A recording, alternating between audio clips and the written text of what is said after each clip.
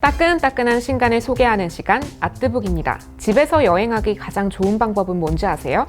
맞아요. 책을 읽는 거죠. 답정너라고요? 몸은 방구석이어도 마음은 특등석으로 여행하는 신간을 소개합니다.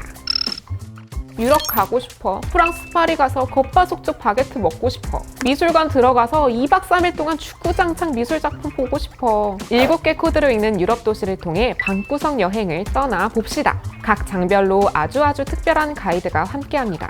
돌, 물, 피, 돈, 불, 발, 꿈. 가이드들은 어떤 도시 담당일까요? 돌 가이드는 1088년 출범한 이탈리아의 볼로냐 대학으로 우리를 데려갑니다. 그 당시 대학은 학생들이 스스로 자치길드를 만들어 유명한 학자를 초빙하고 교수가 제대로 가르치지 않으면 돌려보냈어요.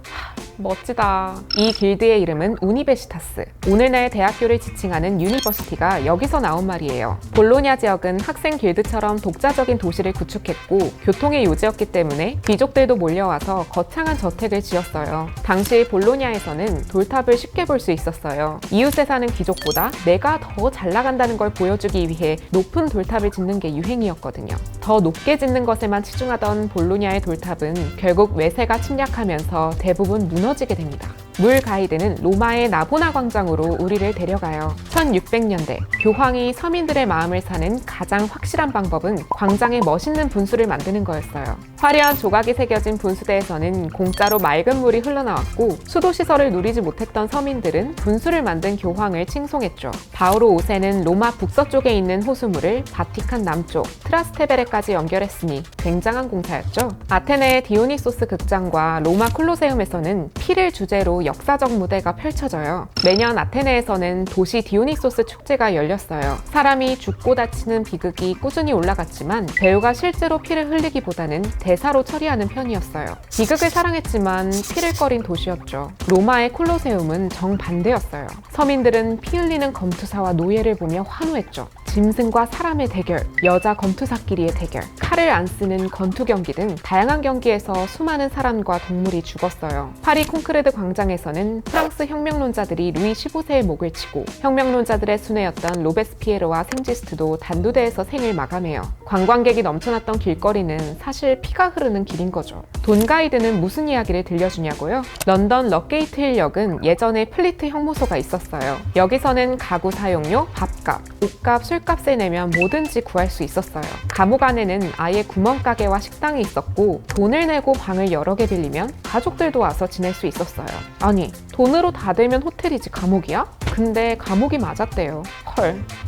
벌써 되게 많이 돌아다녔죠. 불, 발, 꿈은 무슨 이야기를 들려줄까요? 코로나19로 발이 묶여버린 지금 책을 통해 시공간을 넘나들어 여행을 떠나보세요. 유럽 도시 여행을 마쳤다면 미술관 투어는 어때요? 90일 밤에 미술관이 기다리고 있어요. 현지 미술관에서 오래 활동한 도슨트들이 각 나라의 미술관을 생생하게 설명해줘요. 낮에는 유럽 도시 여행, 밤에는 미술관 여행. 이 책 2권만 있으면 90일 동안 방구석에서 유럽 일주하는 기분도 낼 수 있겠죠?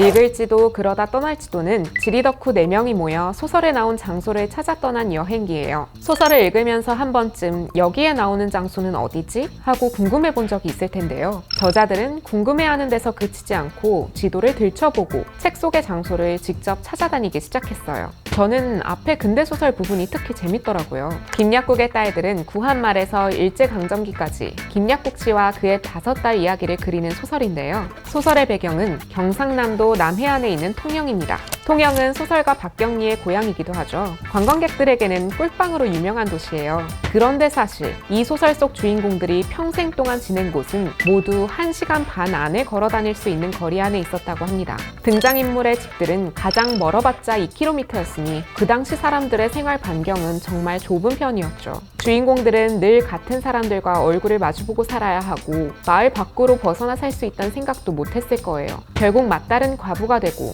셋째 딸은 정신이 이상해지고 넷째 딸은 바다에 침몰하는 비극적인 결말로 끝나요. 주인공들이 모두 주체적으로 살지 못하고 불행해지는 까닭은 이런 제한된 환경 때문이 아니었을까요? 한편 운수 좋은 날의 배경은 지금의 서울인 1920년대 경성입니다. 설렁탕을 사다 놓았는데 왜 먹지를 못하니 다들 아시죠?